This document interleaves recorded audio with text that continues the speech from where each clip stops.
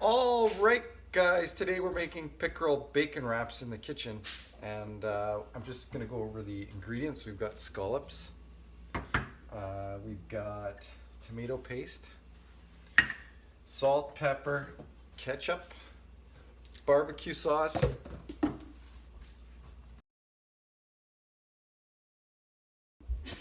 Okay, guys, now I have pre-cut the pickerel into little strips and the bacon as well.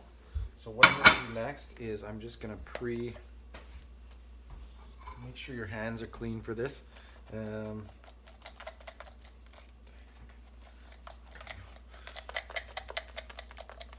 you want to make sure that you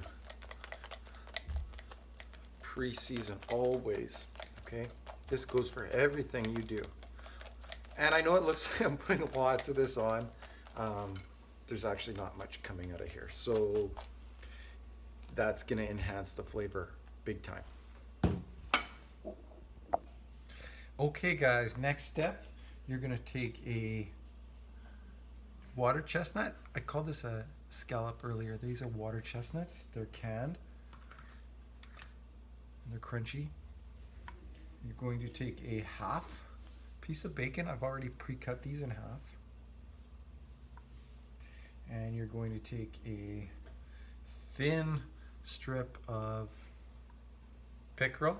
If you want to cut that into a smaller piece, you can. Makes it a little bit easier to roll. And so then you're going to put the water chestnut in the middle, and you're going to roll that, and you're going to poke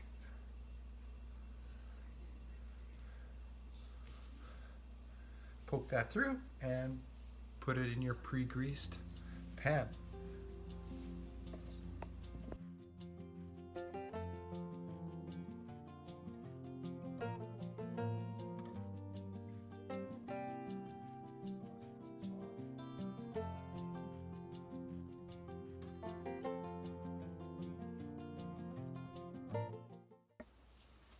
All right, guys, the next step is you're going to want to prepare your fire. Luckily, it's still pretty cold in Manitoba here, so having a fire on a day like today is still okay. So here's a couple things. Don't forget to open your flue. Now, whatever that looks like, make sure you want to open that up. I've made that mistake a couple times, and the smoke gets everywhere. And you can see by my fire that I've already pre-prepped it with kindling and newspaper and egg cartons. I find are really good, or those Tim Hortons trays, coffee trays. So here is the fire starter. All right, so we're just gonna get in there and we're gonna light it up, and then we'll go to the next step.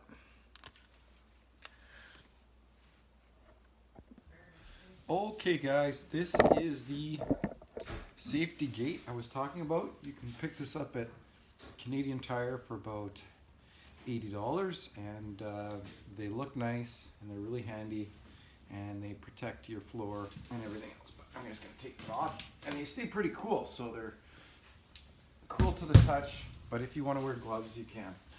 Anyways, the next step, also if you want to wear gloves for this, because those metal latches are pretty hot. I'm just gonna take this, and now that the kindling has all got started, then you want to take, next you want to take your hardwood or your bigger chunks of wood. Okay. Oak is a nice wood to burn because it burns hot and burn it for a long time. So we're gonna let those heat down until they turn into a nice coal, and then we'll go to the next step. Okay guys, don't forget to cover your bacon wraps, and then I'm going to show you guys how to adjust the fire to get your temperature, because if you are using glass like I am today, if it's too hot, it could crack the glass. So first you want to cover up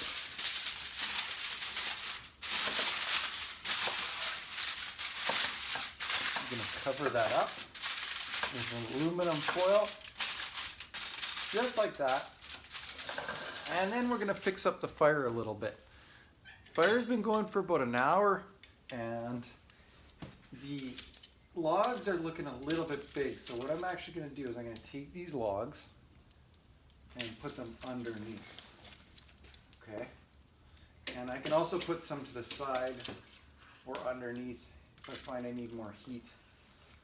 And we're going to see how this all works out. So what you really want to get is that nice red embers from underneath. Tap that. And we're going to put this in. Now, I think you should cook this for about 350 degrees for about an hour. This might be a little hotter right now, so I'll make some adjustments and then we'll check on it in a few minutes.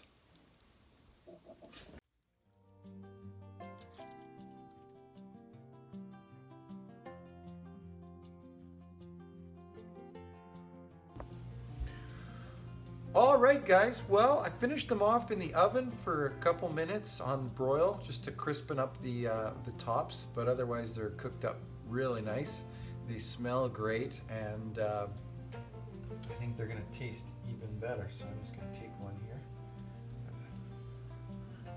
Show you up close there.